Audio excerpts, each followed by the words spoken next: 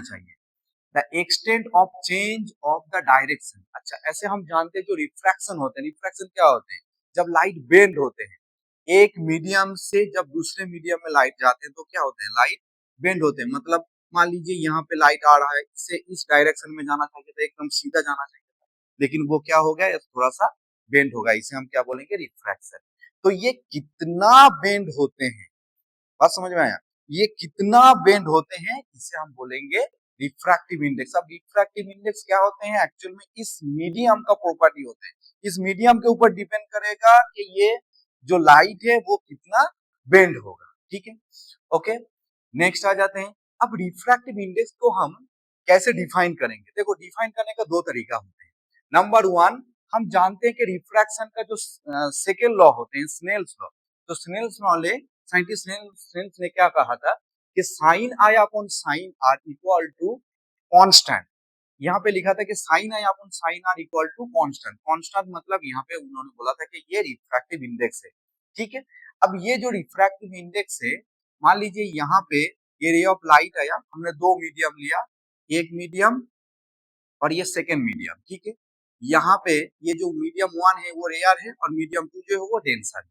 अब लाइट मान लीजिए रेयर से डेंसर में आ रहा है, रेयर से डेंसर आ रहा है। ठीक है, अब लाइट जब रेयर से डेंसर आएगा तो नॉर्मल की तरफ बेंड होगा, ये हम जानते हैं, रिफ्रैक्शन में पढ़े होंगे, ये नॉर्मल की तरफ बेंड होगा।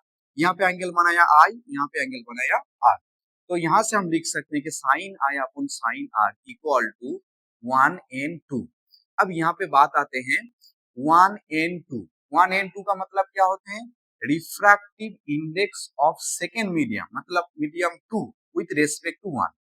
यहाँ पे आ जाओ, refractive index of medium two with respect to one, ऐसे मतलब रिफ्रैक्टिव इंडेक्स जो होते हैं किसी के रेफरेंस में होते हैं। ठीक है, रिलेटिव नाम है तो किसी के रेफरेंस में होते हैं, तो refractive index of two with respect to one, तो यहाँ पे हम लिख सकते हैं 1n2।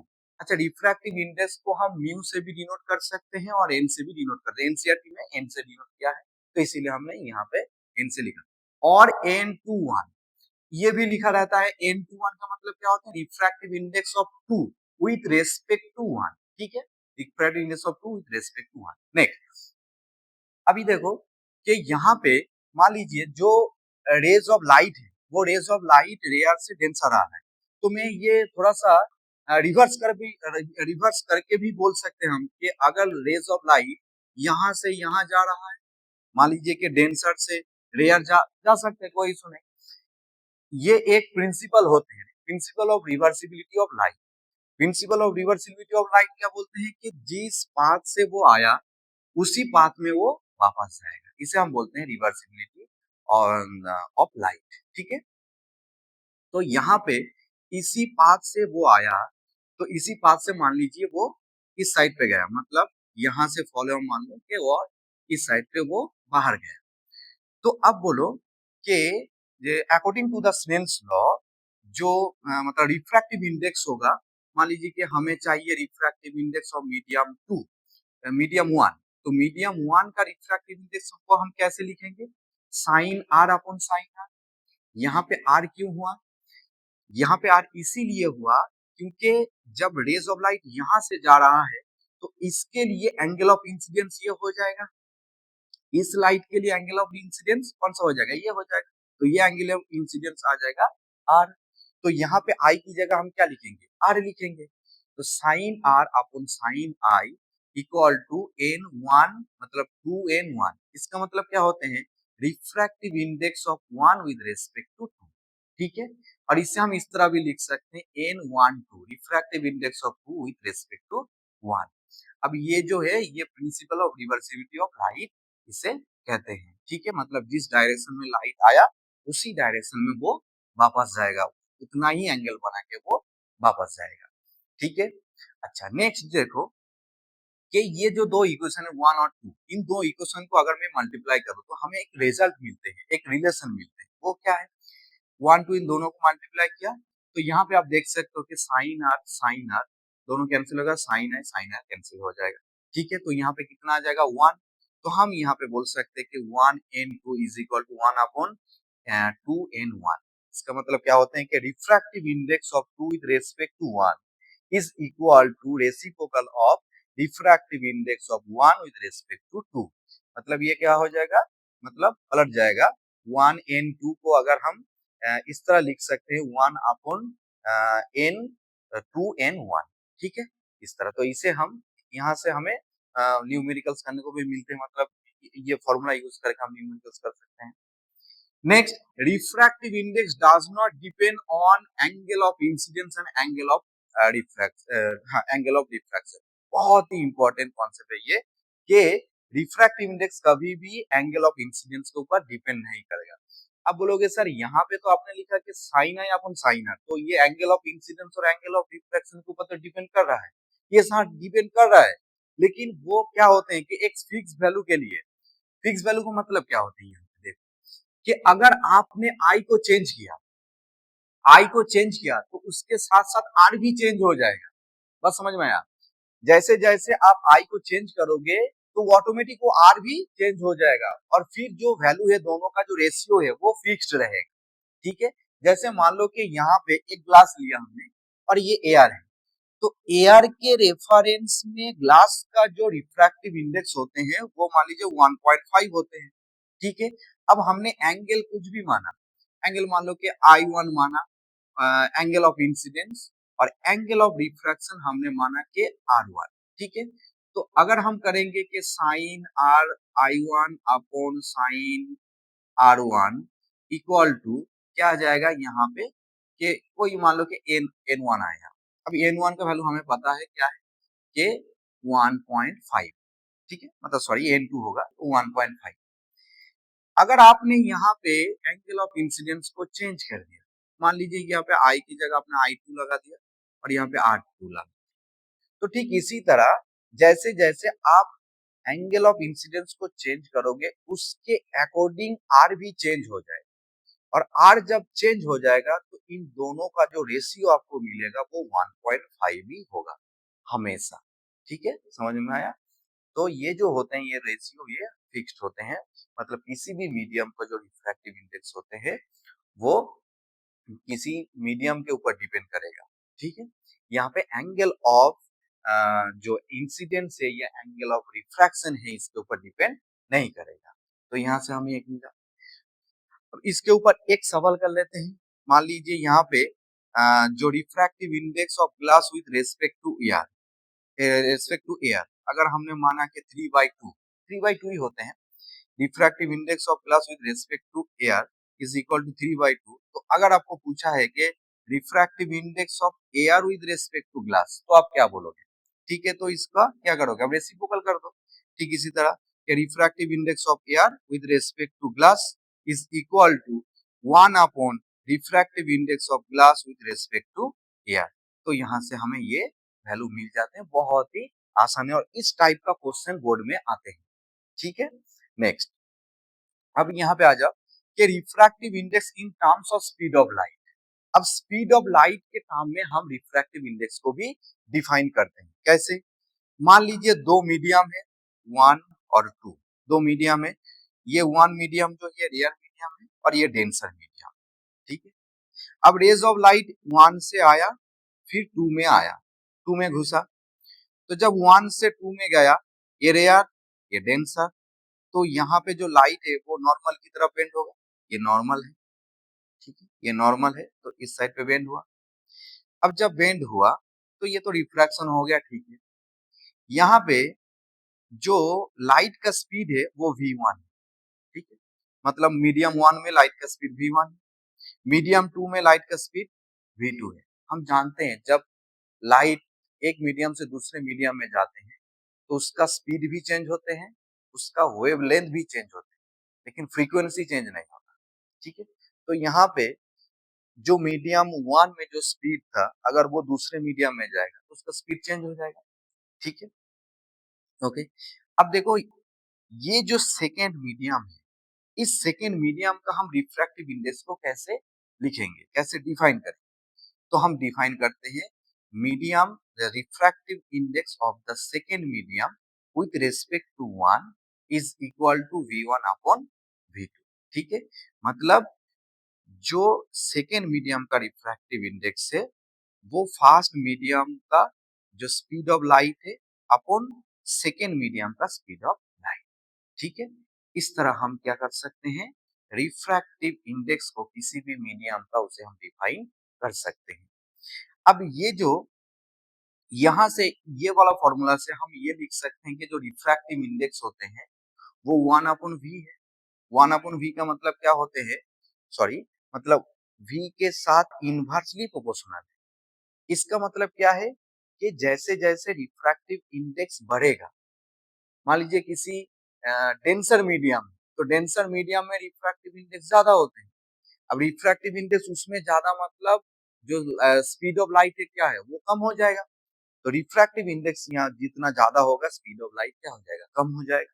ठीक है, ये तो ये इनवर्सली प्रोपोर्शनल है।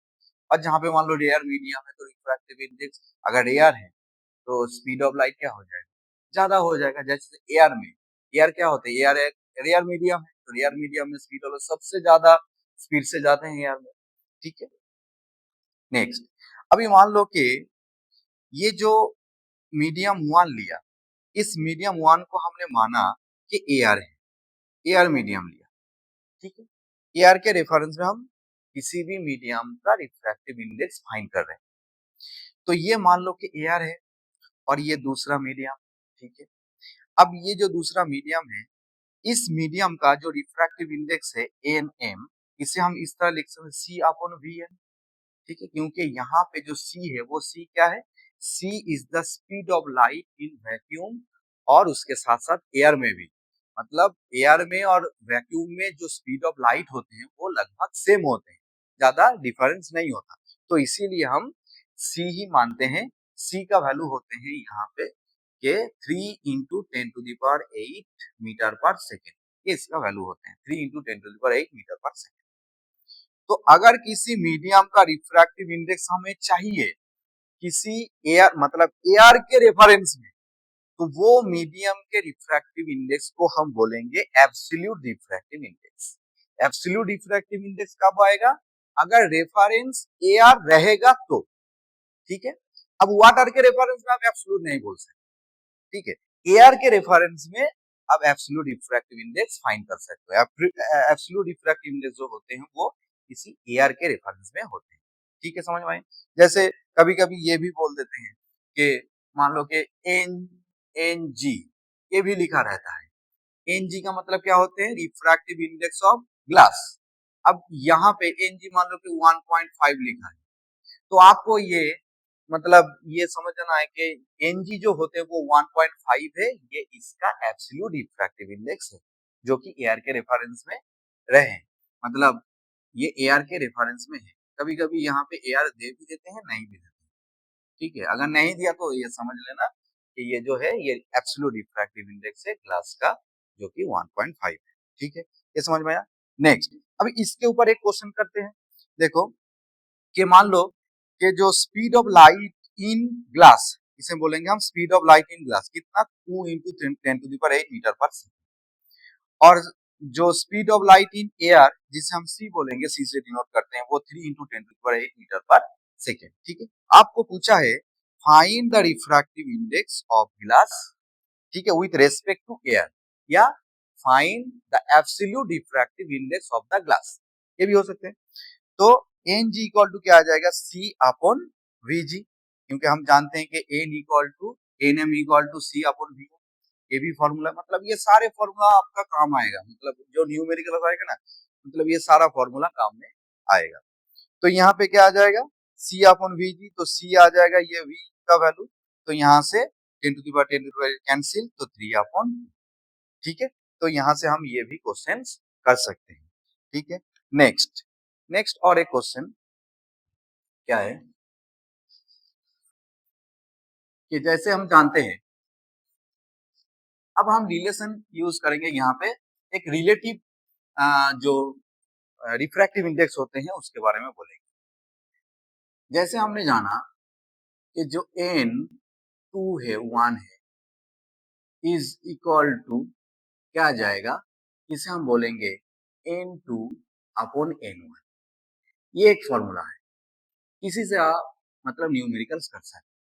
अब ये कहाँ से आया, n1 मतलब refractive index of 2 with respect to 1 is equal to refractive index, मतलब इसे हम बोलेंगे एब्सोल्यूट रिफ्रैक्टिव इंडेक्स। एक्चुअल में यहाँ पे ए गिवन नहीं है, तो ए गिवन नहीं है इसका मतलब नहीं कि यहाँ पे वाटर आ गया, नहीं, तो यहाँ पे ए ही रहेगा। ए मतलब एयर, एयर। तो यहाँ पे जो N2 है वो एयर के रेफरेंस में है, जो N1 है वो भी एयर के रेफरेंस में है। ठीक है, अब ये कहाँ से आया? ठीक है, अब यहाँ पे देखो, जैसे हम बोल सकते हैं कि N21 जो है वो हमने क्या जाना था कि N21 यहाँ पे हम बोल सकते हैं V के नाम में V1 अपॉन V2। ठीक है, ये हमने लिखा था कि N मतलब सेकेंड मीडियम का जो रिफ्रैक्टिव इंडेक्स होते हैं और ये with respect to first medium is equal to V1 upon V2। अरे यही तो समझ में आया, देखो ये आया रे, ये आया। ठीक है, ये यहाँ पे V1 है, यहाँ पे V2 है, ये दो मीडियम का स्पीड ऑफ लाइट, ये मान लो 1 और ये 2। ठीक है, तो यहाँ पे हम क्या लिख सकते हैं, सेकेंड मीडियम का, मान लो ये सेकेंड मीडियम, तो सेकेंड मीडियम का जो रिफ्रैक्टिव इंडेक्स होते हैं वो क्या होते हैं, V1 अपॉन V2। ठीक है, अब यहाँ पे आ जाओ, तो V1 अपॉन V2 से हम क्या लिख सकते हैं, देखो अगर हमने लिखा, अगर हमने ये लिखा कि n n equal to C upon V। ठीक है, तो क्या हम यहाँ से लिख सकते हैं कि N1 equal to C upon V1, तो यहाँ पे हम लिख सकते हैं कि V1 equal to C upon N1। ठीक है, ये लिख सकते हैं, समझ में आई बात। अब देखो V1 की जगह क्या हम यहाँ पे अभी इसे पुट करेंगे, तो V1 की जगह यहाँ पे C अपॉन N1 और यहाँ पे लिख सकते हैं C अपॉन N2, तो क्या आ जाएगा बोलो, C से C कैंसिल, तो N2 अपॉन N1। ठीक है, समझ में आई बात। तो यहाँ से हम ये लिख सकते हैं कि जो N21 इसका मतलब refractive index of 2 with respect to 1 is equal to N2 upon N1। इसमें से क्वेश्चंस देते हैं। ठीक है, प्रीवियस ईयर में जब क्वेश्चन करोगे तो आप देखोगे कि यहाँ पे इस तरह का क्वेश्चन देते हैं। चलो एक कर लेते हैं। ठीक है, सारे क्वेश्चन बनेगा, सारे सवाल बनेगा रिफ्रैक्टिव इंडेक्स के ऊपर, डरने वाली कोई बात नहीं है यहाँ पे। ठीक है, सारे क्वेश्चन बनेगा। ओके, चलो देख लेते हैं।